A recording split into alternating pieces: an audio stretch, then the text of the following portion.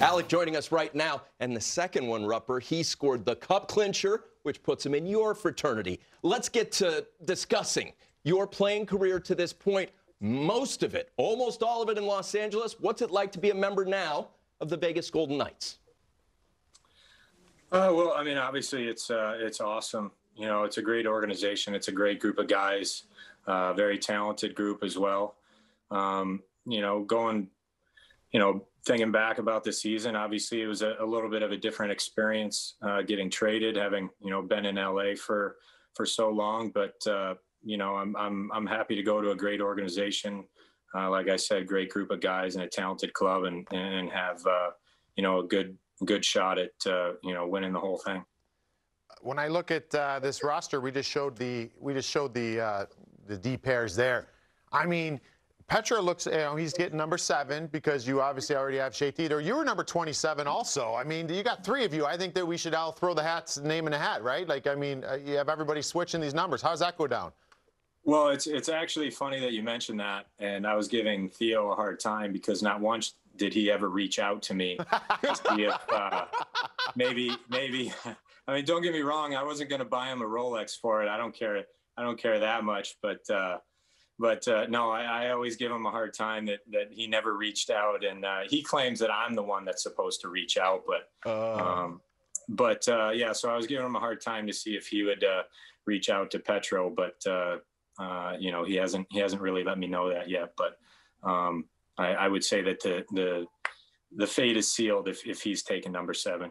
You mentioned the word Rolex, and I couldn't help but notice a text message came through from Flavor Flav. He apparently saw your watch. Will you hold up your wrist? You can never be late. Your watch is the Oh, no, it's just a Polar. It's just a workout watch. Yeah, it's not anything cool. Oh, no. That's huge. That's the size of a clock.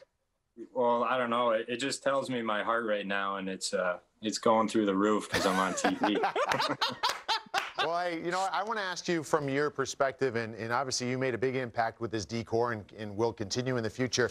With this return to play, there was a number of players that really stood out to me. Shea Theodore, to me, really jumped up. That next echelon of defensemen in this league. Can you tell me how special it is to play with a guy like that? Well, I mean, first and foremost, he's obviously an incredible talent. I mean, the guy can do anything. You see his offensive production, the way, the poise that he has with the puck, the plays that he can make, his finishing ability. I mean, for a while there in the playoffs, it seemed like he was the only one scoring goals.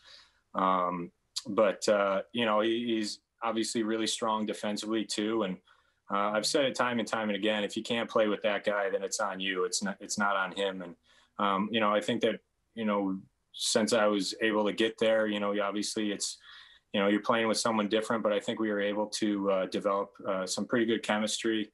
I think, he had success, and I would hope that I can try to provide him a little bit of stability back there and give him the free range to jump up in the play. And he did. And, he's, like I said, an incredible talent.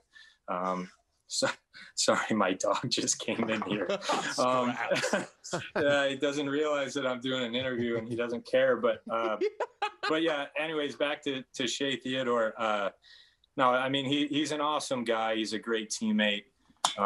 He's a great player, and I couldn't be happier for him in the success that he showed this postseason. While I ask you about Alex Pietrangelo, if you want to pick up the dog and show him off, there are a lot of NHL Tonight viewers that love canines. It seems to be a theme throughout the league.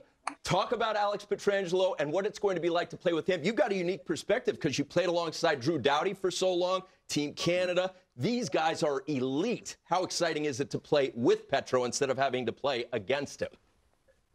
Yeah, I mean, obviously that's he's an incredible talent as well. I played against him a lot, especially in the playoffs and things when I was on LA. I mean, we had a lot of series with St. Louis, and he plays a 200-foot game. He can play, obviously very strong defensively. He can contribute offensively, and it's obviously really exciting when you have a guy join your hockey club that way. But you know, you can't forget the other side of it too. Is you know, a guy in Nate Schmidt.